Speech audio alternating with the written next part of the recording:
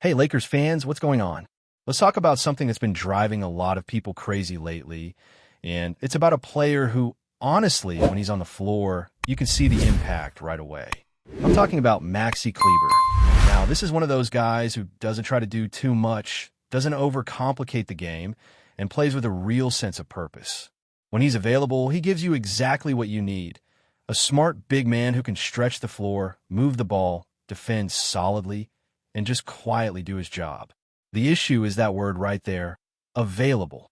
Because no matter how much talent he brings, you just can't rely on him to stay healthy.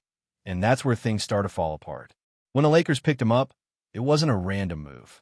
It actually made sense. He fit into a system that values floor spacing and smart basketball.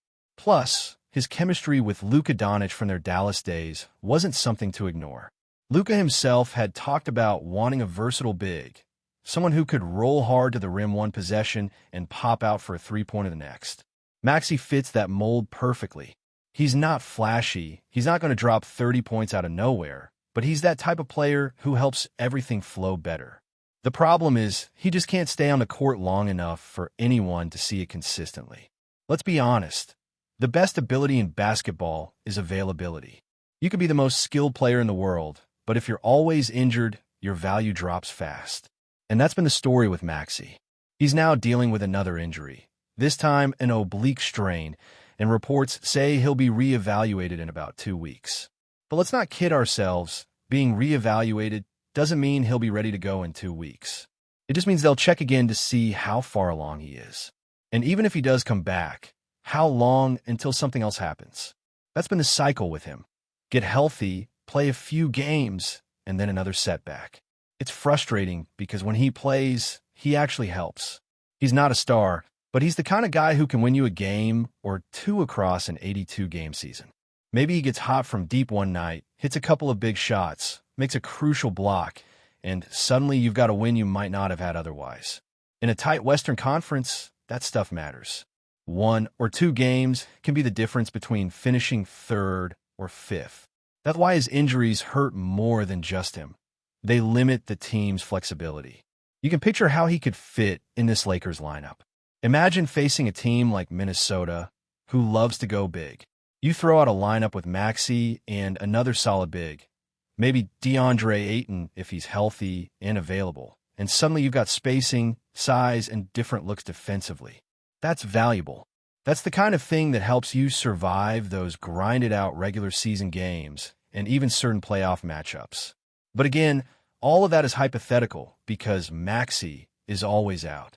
And here's where things get even more complicated. Maxi's on expiring contract worth around $11 million.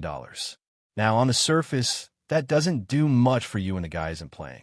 But come trade season, that kind of deal starts to make sense. Expiring contracts have real value, especially with the way the new collective bargaining agreement is structured. Teams looking to free up space love having contracts like that.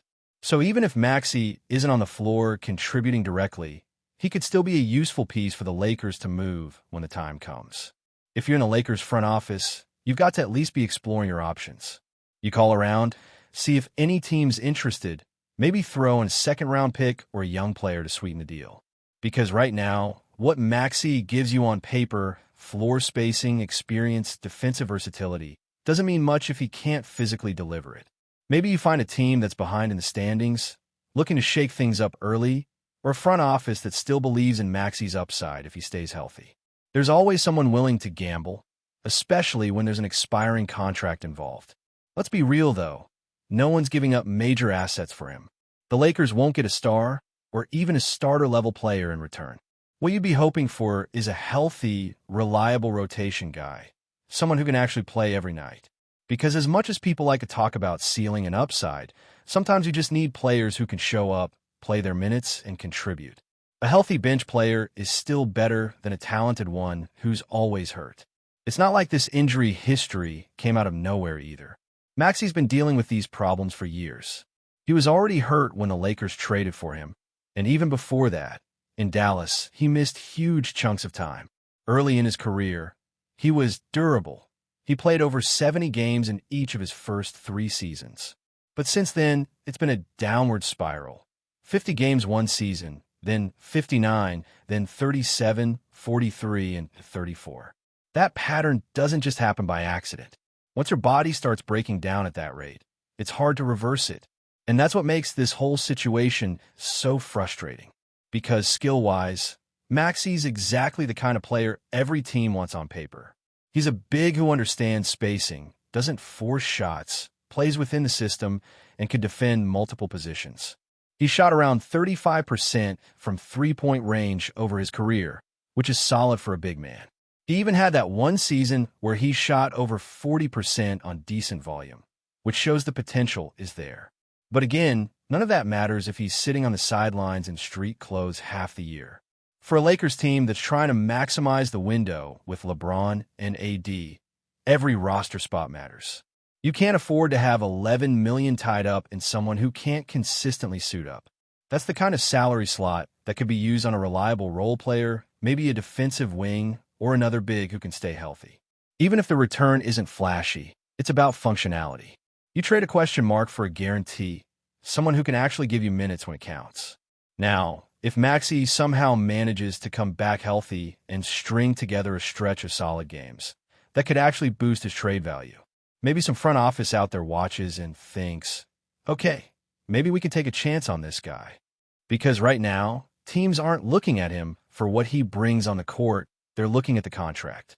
It's about the number, not the name. That's where his value lies at this point. You might even find a team like Portland who has a player that's fallen out of rotation, like Matisse Thybulle, for example.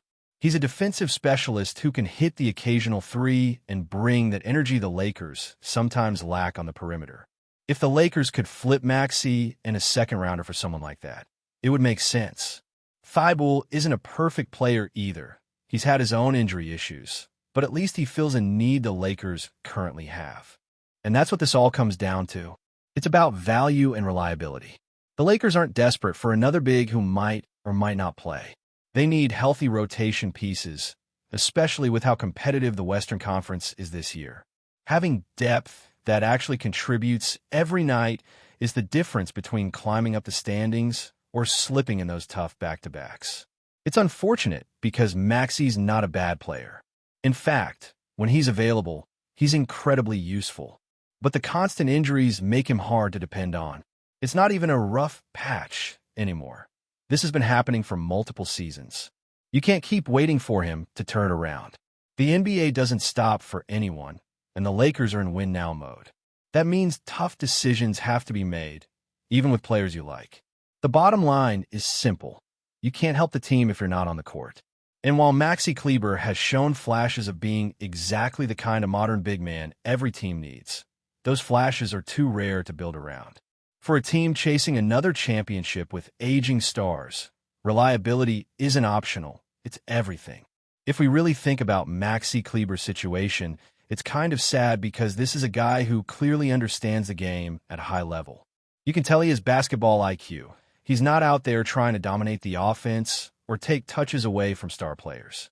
He's the type who does all the little things that often go unnoticed, setting smart screens, rotating correctly on defense, boxing out, communicating.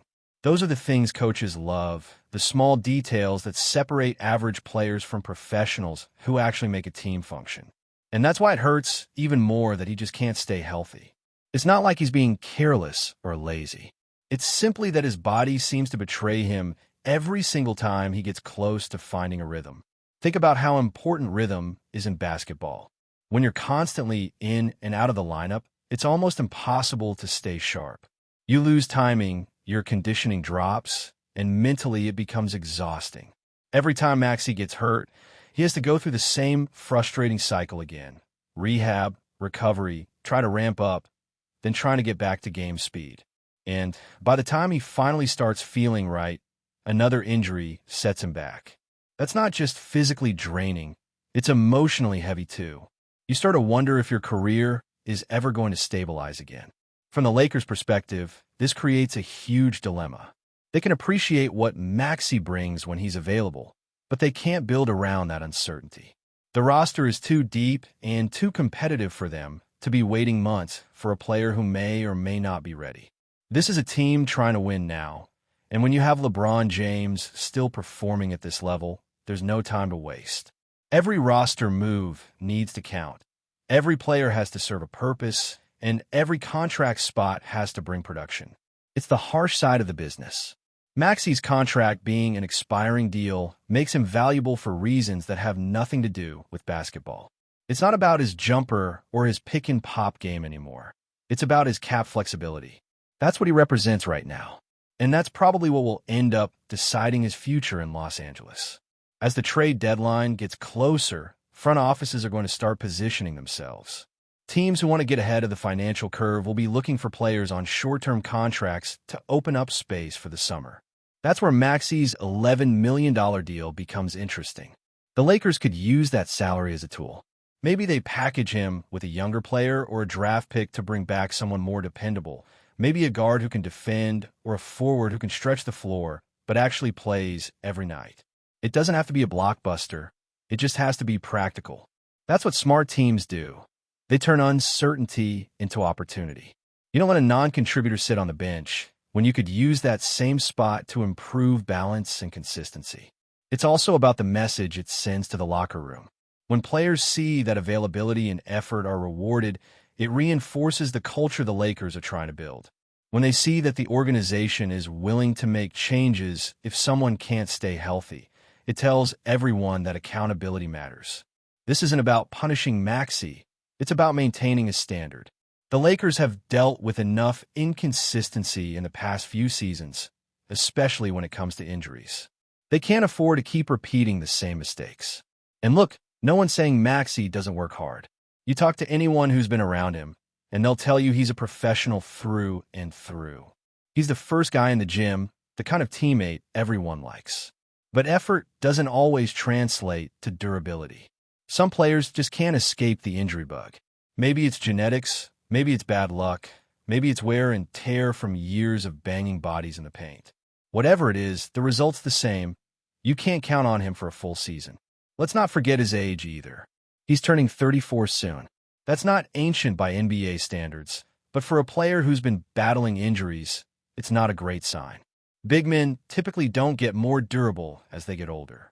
Once you start having recurring issues with muscle strains, obliques, knees, and backs, it becomes a chain reaction. Your body compensates. One thing heals, another flares up. So while there's always hope that a player can bounce back, realistically speaking, it's tough to imagine Maxey suddenly becoming a 60-plus game guy again. Before we continue, we ask that you leave a like and subscribe to the channel so you won't miss any exclusive Lakers updates. Moving on, whispers are circulating across Los Angeles, and the city's basketball scene is buzzing with speculation. Gabe Vincent, the Lakers' dynamic guard, could be on the move. While nothing has been officially confirmed, sources close to the team suggest that talks are quietly underway about his potential departure. Vincent, who has carved out a niche as a reliable floor general with defensive grit and surprising three-point range, suddenly finds himself at the center of trade rumors that could reshape the Lakers' backcourt. Fans and insiders alike are trying to piece together what this could mean for both Vincent and the storied purple and gold franchise. The Lakers, who have been tinkering with their roster in search of the right mix to complement their star core, may view Vincent as a valuable trade chip, a player whose energy and versatility could attract interest from teams looking to bolster their guard rotation. At the same time, whispers suggest that Vincent himself might be open to exploring a new chapter, especially if it offers him a more prominent role or a chance to compete in a playoff-bound situation. Social media has erupted with speculation, with analysts debating possible landing spots and the impact his departure would have on the Lakers' strategy. Some suggest a package deal could be in the works, perhaps involving draft picks or a veteran swap. Others hint at a more straightforward move, trading Vincent to a contender in need of a steady, defensively minded guard who can stretch the floor. The intrigue deepens when you consider Vincent's relationship with his teammates. He's respected in the locker room, and any decision about his future is likely to be as much about team chemistry as it is about pure basketball strategy. The timing of these rumors, of course, adds fuel to the fire. With the season still unfolding and trade discussions often conducted behind closed doors, there's no shortage of theories. Lakers fans are keeping a close eye on every update, scanning headlines, and hoping for clarity amid the uncertainty. Will Vincent remain a key cog in Los Angeles? Or is this the beginning of a surprising exit? For now, the buzz is undeniable, and one thing is certain. Wherever Gabe Vincent lands, the NBA landscape will be watching closely. Stay informed exclusively about Los Angeles Lakers news. Subscribe to our channel and hit the like button to keep receiving daily updates. Also, share your opinion on the news in the comments, as your contribution is crucial for the Lakers. Stay tuned for the next video.